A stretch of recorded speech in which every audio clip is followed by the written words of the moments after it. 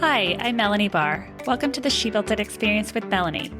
You're here because you want to experience the life and business that you crave.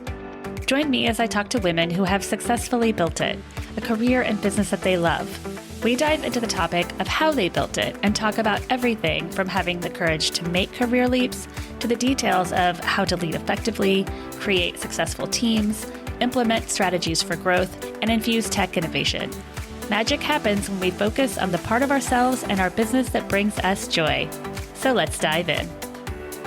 Prior to joining Northwestern Mutual, Heather Quinn served as the head of television for Will Smith's production company, Overbrook Entertainment, overseeing a heavy portfolio of high-profile projects.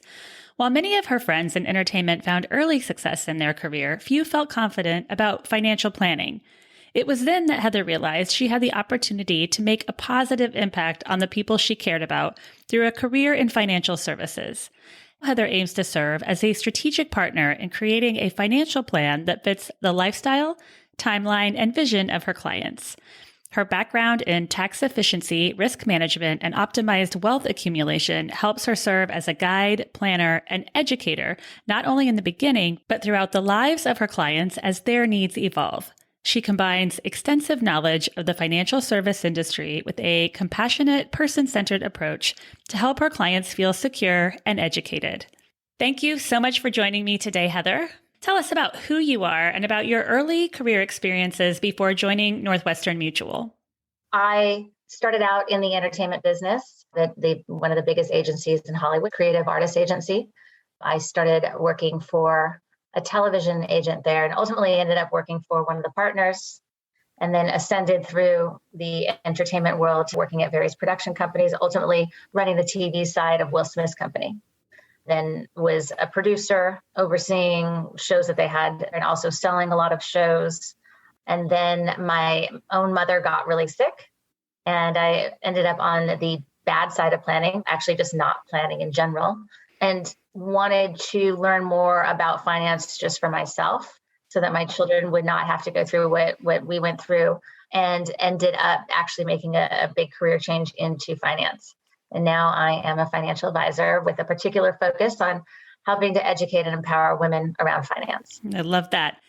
How has your early career experiences influenced you as a business leader? And how does that experience help your clients and your leadership style in what you do today? In the entertainment business, you are a dime a dozen and you have to work really hard to succeed, right? Everybody wants your job.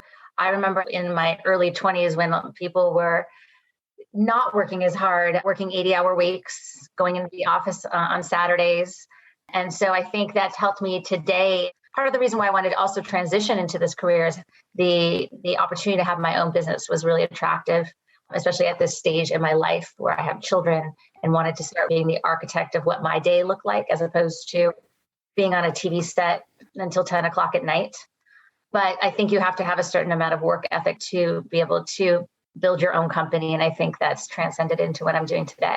Mm-hmm. I think a lot of women have those pivotal moments. And sometimes it's when we have children and we have to stop and think, what do I really want? And what do I want now? And how can I take all of my previous career experiences and make a leap to do something completely different, but bring all those experiences with me? I think the other thing that I didn't mention too is that telling stories was something that I learned to do in that business, and understanding what makes a good story and how to communicate with people. And I think a lot of that transcends into what I do now, helping people understand the why behind what we're doing and how that's going to help them. I don't want to tell people what to do. And I think especially with women helping to just help educate around finance, I think in general in this country, unless you seek it out, we don't learn about 401ks and retirement plans in high school or college unless you're studying finance. It is pivotal later on. Mm-hmm. It's so true. And it can be very emotional, whereas storytelling and learning someone's story is also very emotional. So helping someone, people have all kinds of different feelings around money and around finances.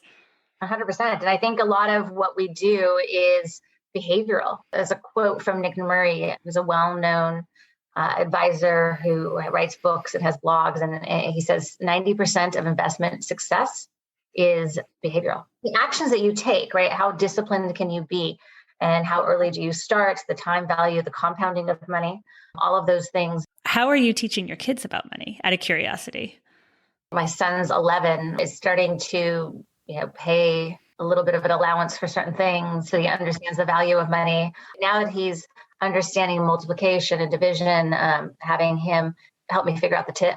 I've started certain savings vehicles for him. I intend to teach him about compounding, the value of that, which I will ultimately gift to him at some age if he's responsible enough. I've been thinking a lot about that. I want to make sure, unlike my parents, where it was something that we didn't speak about, that it is a regular conversation. So it's not this unknown thing. And I'm finding that that's actually more common in general, is there's a lot of families that just don't talk about money, even if they have it. It's so true. And even couples, sometimes you get busy and you don't always have those really important conversations. Well, and the reality is what we know for sure is financial planning ends up typically being number 11 on the top 10 list. Everyone can see that it's important, but getting around to doing it, because it digs up all of these emotions and things. A lot of times when I meet with a couple, one of the main questions I ask is just, what's your relationship to money? What's hers? Because I want to understand how they work as a couple. And it's oftentimes people are not on the same page. We'd love to know about a particular career experience that is memorable to you and that you carry with you today. The one that stands out to me just in relation to what I do today is that I did a special for ABC called Unbroke, What You Need to Know About Money. And I feel like that ironically sort of forecast now today what I'm doing. And Melanie Hobson, who's a force of nature, came in and gave this amazing pitch about how uneducated people are around money. People don't know what the Dow means or what a bear or bull market means. And just taking the concept was, and Will Smith was actually in this. And so getting well-known personalities to be in certain segments, and some of them would be funny and educational. And so we did in conjunction with ABC News. Melody really designed the content around it, but got to learn from her and just started that path of how important this is for people to understand and learn.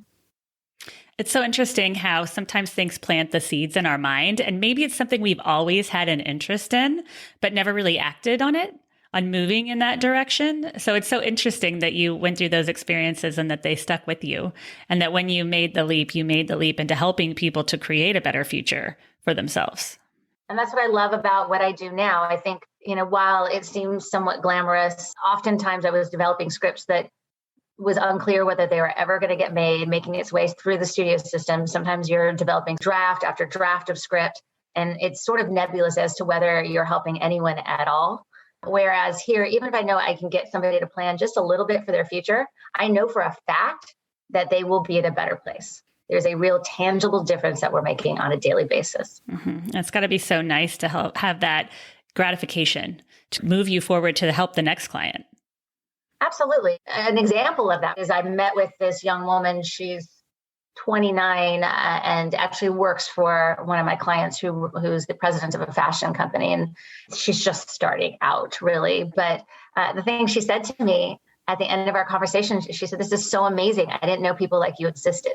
That's so great. And isn't it so wonderful that you can work with clients who have essentially made it in their career, and then women and people who are just starting out?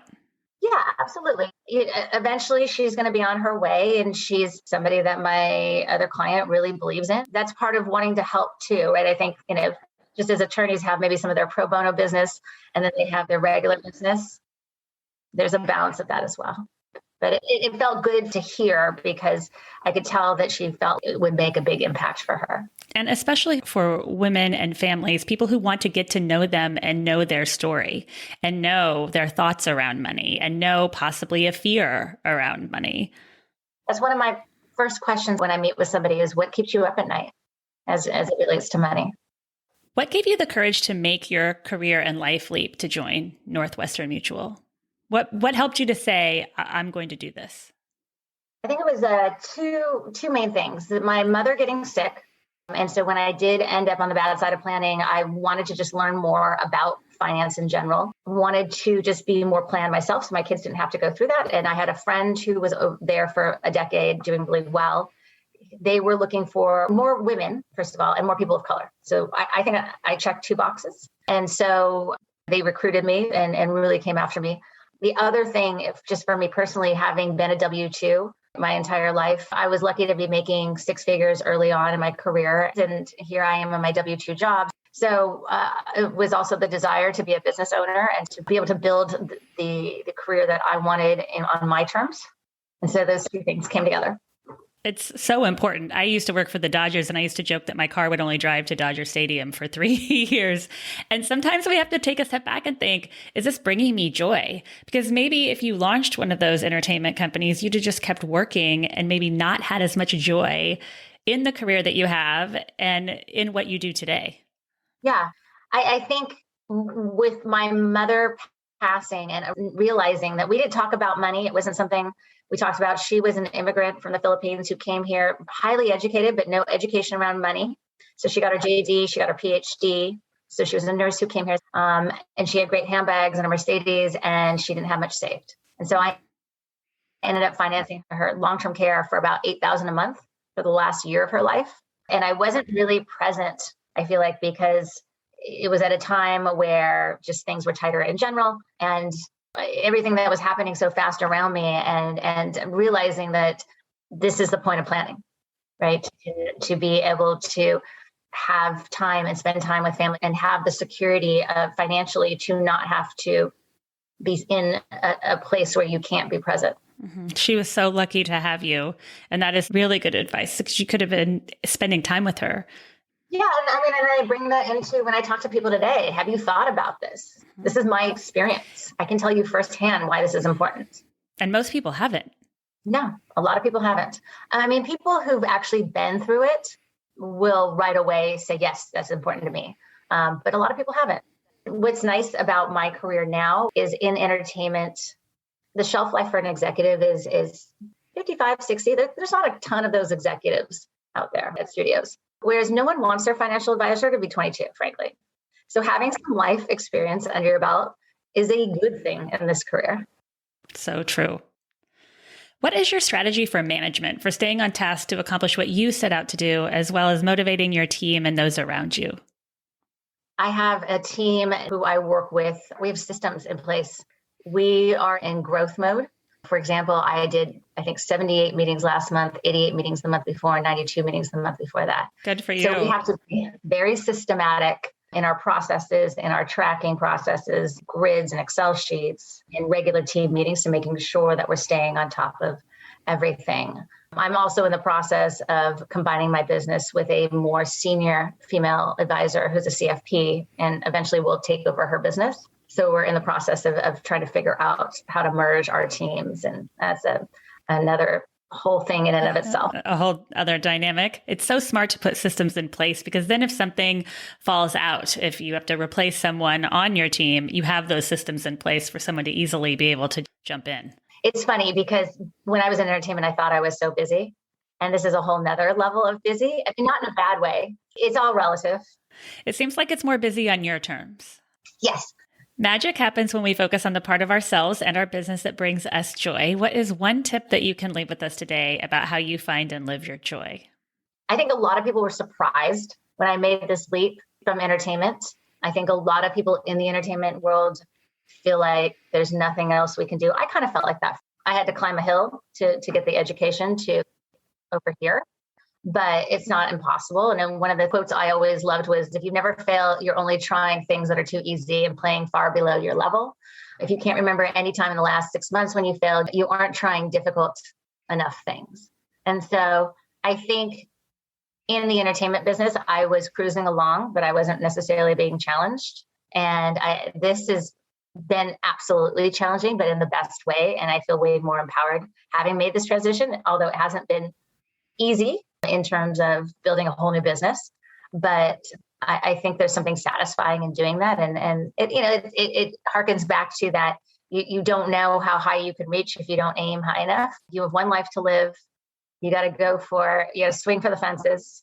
In the end, it doesn't matter, right? Whether you succeeded to the fullest potential, but you won't know if you don't try. So true. It's so interesting. I have these conversations a lot where a woman will leave a big name like entertainment to go do something different. And you kind of have to go, okay, who am I? Who am I now? I think it's interesting too, because it kind of touches on other people's pain points, right? I had friends of mine who were like, really? I have these conversations a lot. It's like she was probably thinking she was looking out for you, but in those moments, we just have to say, no, I'm making the leap and I'm going to go for this. And this is what I truly want. And that's why I think it's so important to find our circle, our collective, our people who believe in us, who say, we're here, we know you can do this, because it's so important to have that. Absolutely. And I think you're right. Like, I think the friend that said that wasn't trying to be disparaging. It was just kind of like, do you really want to do this now? And look at where you are today. And so, yeah, but and sometimes you just have to take those leaps, right? That's where you go with your gut and decide that even if it doesn't work out, great, but I'm going to try it. Yeah. And She Built, it's all about those leaps, because it's the small ones that lead to the big ones. I think this about failure too. If we're not failing, we're not trying. Exactly. And so it's not whether you win or fail, right? It's how you play the game. So, get in there and play it. Thank you so much for joining us today, Heather. My pleasure. This is fun. Please tell our listeners how and where they can find you. I am online, Heather Courtney Quinn at Northwestern Mutual. Feel free to send me an email, heather.quinn@nm.com. I'm also on social media, hcourtquinn on Instagram, Heather Courtney Quinn on Facebook. If you are new to She Built It, we'd love for you to join us. We offer community memberships, masterminds, innovative virtual events, and meaningful connections to entrepreneurs and corporate leaders. Please also check out our She Built It shop, curated products from women-owned businesses who put their heart and soul into their beautiful and innovative products. We offer She Built It business consulting and the She Built It blog. Thank you to everyone around the world who joined today. Thank you to my editor, Rich Streffolino. Please download and subscribe wherever you get your podcasts. And until next time, together, let's let nothing stop us from experiencing the life that we crave.